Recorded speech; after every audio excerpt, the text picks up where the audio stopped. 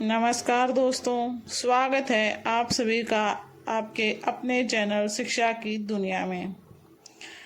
अगर आप इग्नू के स्टूडेंट हैं तो आज की यह वीडियो आपके लिए बहुत यूज़फुल होने वाली है। इस वीडियो में मैं आपको असाइनमेंट के आंसर नहीं बल्कि असाइनमेंट से जुड़ी हुई इम्पोर्टेंट जानकारी दूंगी जो असाइनमेंट को तैयार करने से लेकर सबमिट करने तक आपके बहुत काम आएगी। साथ के साथ आप इस सोल्ड असाइनमेंट को देखिए और अपनी असाइनमेंट कॉपी को कंप्लीट कीजिए। वीडियो को पूरा ज़रूर देखिए क्योंकि आज हम जानने वाले हैं जैसे कि असाइनमेंट क्वेश्चन पेपर कहाँ से डाउनलोड करना है, सही असाइनमेंट कैसे पहचानना है और असाइनमेंट का फ्रंट पेज कैसे तैयार करना है, असाइनमेंट लिखते समय किन किन बातों का ध्यान रखना है और असाइनमेंट सबमिट करने से पहले कौन कौन सी चीज़ें चेक करनी हैं। तो दोस्तों चलिए वीडियो को शुरू करते हैं। सबसे पहले जानते हैं असाइनमेंट क्या होता है। इग्नू में प्रत्येक कोर्स के लिए असाइनमेंट दिया जाता है। असाइनमेंट में दिए गए क्वेश्चन के आंसर स्टूडेंट को निर्धारित निर्देश के अनुसार तैयार करके जमा करने होते हैं। असाइनमेंट के मार्क्स भी आपके एकेडमिक असेसमेंट का हिस्सा होते हैं, इसलिए इसे केवल फॉर्मल वर्क समझकर इग्नोर आपको नहीं करना है। यह आपके फाइनल मार्क्स में अच्छा खासा वेटेज रखते हैं। हालांकि असाइनमेंट के मार्क्स और वेटेज कोर्स के अनुसार अलग अलग हो सकते हैं। सभी कोर्स कोड के अलग अलग हो सकते हैं, किसी किसी कोर्स कोड का अलग अलग होता है वेटेज असाइनमेंट के मार्क्स का। इसलिए अपने करंट असाइनमेंट और प्रोग्राम की इंस्ट्रक्शंस जरूर चेक करें। अब आगे बात करते हैं कि असाइनमेंट क्वेश्चन पेपर आपको डाउनलोड कैसे करना है। इग्नू की ऑफिशियल करंट असाइनमेंट पोर्टल पर जाना है, जहां आप अपने प्रोग्राम और कोर्स के अनुसार असाइनमेंट खोज सकते हैं। सबसे ज़रूरी बात यह है कि असाइनमेंट किसी रैंडम वेबसाइट या पुराने पीडीएफ से डाउनलोड करने की बजाय इग्नू की ऑफिशियल वेबसाइट से ही डाउनलोड करें ताकि आप तक सही जानकारी पहुंच सके। इग्नू के करंट असाइनमेंट पेज पर प्रोग्राम कोड या फिर अपना कोर्स कोड से सर्च करने की सुविधा उपलब्ध है। असाइनमेंट डाउनलोड करने से पहले वैलिड सेशन और कोर्स कोड जरूर चेक कर लें और ये भी ध्यान रखें कि आपका जो सेशन हो आप उसी को सिलेक्ट करें। ध्यान रखना है पुराना असाइनमेंट देखकर उसे करंट असाइनमेंट ना समझ लें।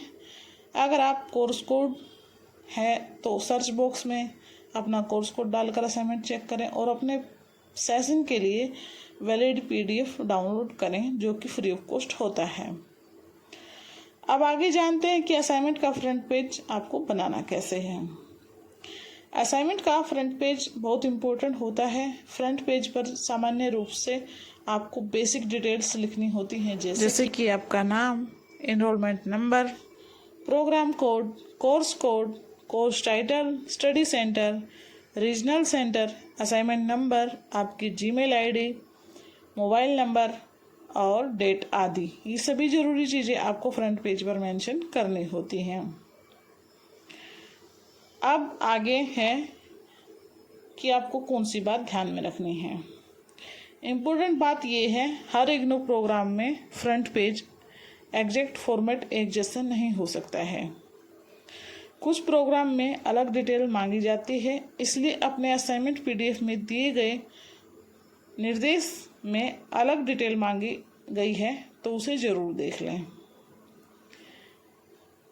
इग्नू के अलग अलग करंट असाइनमेंट डॉक्यूमेंट्स में फ्रंट पेज पर अलग अलग डिटेल मांगी गई है। उदाहरण के लिए कुछ असाइनमेंट्स में name, address, enrolment number, admission session, course code, course title और रीजनल सेंटर ही मांगा जाता है। इसलिए मेरी सलाह है कि आप मेरे बताए फॉर्मेट को बिल्कुल भी एग्जैक्ट कॉपी ना करें। पहले ध्यान दें कि आपको अपना कोर्स कोड कौन सा है और उसमें कैसा निर्देश दिया गया है। अब असाइनमेंट लिखते समय किन किन बातों का ध्यान रखना है वो जानते हैं। सबसे पहली बात, असाइनमेंट को साफ और रीडेबल हैंडराइटिंग में लिखें जो आसानी से पढ़ा जा सके। दूसरी बात है, हर असाइनमेंट के लिए अलग शीट रखें और पेज को कोर्स वाइज व्यवस्थित रखें। तीसरी बात है, क्वेश्चन नंबर क्लियर लिखें और असाइनमेंट पीडीएफ में दिए गए निर्देश के अनुसार ही आपको आंसर लिखना है। निर्देश का मतलब है कि जैसे किसी में आपसे 500 वर्ड मांगा जाएगा, किसी में 400 भी हो सकता है। ये कोर्स कोड के अनुसार चेंज हो सकता है। किसी में 800 वर्ड्स भी मांगे जाते हैं, 100 वर्ड्स भी मांगे जाते हैं, 250 भी मांगे जाते हैं। इसलिए आपको जो आंसर लिखना है ना, अपने निर्देश के अनुसार ही तैयार करना है। चौथी बात है, जहाँ जरूरी हो वहाँ हेडिंग और इम्पोर्टेंट पॉइंट्स को अंडरलाइन कर सकते हैं। पांचवी बात पर आते हैं, असाइनमेंट को जल्दबाजी में पूरा नहीं करना है। सबमिट करने से पहले असाइनमेंट दोबारा चेक कर लेना है ताकि आपसे कोई गलती ना हुई हो, बीच में कोई पेज मिस ना हो, आगे पीछे ना हो गया हो। ज़्यादा कटिंग है तो आप उसे पेज को हटाकर दोबारा से लिख दें।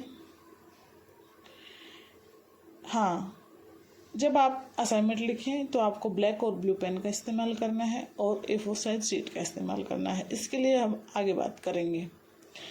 इग्नू की गाइडलाइन में A4 paper, margin, question number और नीट प्रेजेंटेशन जैसी बातों का उल्लेख मिलता है, लेकिन पेपर साइज और एग्जैक्ट फॉर्मेटिंग प्रोग्राम की निर्देश के अनुसार अलग हो सकती है। इसलिए हमेशा अपने असाइनमेंट पीडीएफ को सेव करें और उसमें जो निर्देश दिया गया है उसी को फॉलो करें। एक और बहुत ज़रूरी बात, असाइनमेंट अपनी हैंडराइटिंग में अपने शब्दों में लिखना चाहिए। जहां आपको प्रोग्राम की निर्देश हैंडराइटिंग सबमिशन मांगी जाती है, यहाँ से आंसर आप जरूर देख सकते हैं, लेकिन उसे थोड़ा मॉडिफाई करके लिखें। अपने शब्दों में लिखने की कोशिश करें, इससे आपके अच्छे मार्क्स आएंगे। किसी दूसरे स्टूडेंट का असाइनमेंट बिल्कुल भी कॉपी नहीं करना है। इग्नू के कई करंट असाइनमेंट गाइडलाइंस में कॉपी को लेकर स्पष्ट निर्देश दिए गए हैं। अब बात करते हैं असाइनमेंट सबमिट करने की। असाइनमेंट तैयार होने के बाद उसे कहाँ सबमिट करना है, यह आपके प्रोग्राम और रीजनल सेंटर की करंट इंस्ट्रक्शंस पर डिपेंड कर सकता है। कहीं फिजिकल सबमिशन की व्यवस्था होती है और कुछ रीजनल सेंटर में ऑनलाइन सबमिशन के लिए लिंक दिया जाता है। इसलिए आपके स्टडी सेंटर की गाइडलाइन जरूर देख लें। सिर्फ पुराने यूट्यूब वीडियो को जानकारी पर डिपेंड आपको नहीं रहना है। किसी भी पुराने वीडियो की जानकारी आप अगर रखते हैं तो एक बार नई वीडियो देख लें या फिर अपने जो स्टडी सेंटर हैं वहाँ पर पता कर लें। अपने रीजनल सेंटर की लेटेस्ट नोटिस आपको ज़रूर चेक करनी है, चाहे वो किसी भी बारे में हो। अगर ऑनलाइन सबमिशन की सुविधा दी गई है तो पीडीएफ बनाते समय रीजनल सेंटर की निर्देश को ध्यान में रखना है और उसको फॉलो करना है। कुछ रीजनल सेंटर निर्देश में कोर्स वाइज सिंगल पीडीएफ और फर्स्ट पेज पर स्टूडेंट डिटेल्स जैसी रिक्वायरमेंट्स दी गई है। मेरी तरफ से आपके लिए कुछ बहुत ज़रूरी सुझाव है दोस्तों। असाइनमेंट सबमिट करने के बाद उसका प्रूफ ज़रूर आपके पास रखें। जो आपकी रिसीविंग स्लिप होती है वो आपको ज़रूर से ज़रूर वहाँ पर लेनी है और उस पर आप जिस भी अध्यापक को अपने असाइनमेंट सौंप रहे हैं, सबमिट कर रहे हैं, उनके सिग्नेचर होना ज़रूरी है। और जितने भी आप कोर्स कोड के सोल्ड असाइनमेंट सबमिट कर रहे हैं सभी उस रिसीविंग स्लिप पर मेंशन होने चाहिए। अगर आपका एक भी कोर्स कोड छूट जाता है तो आपके उसके नंबर नहीं लग पाएंगे।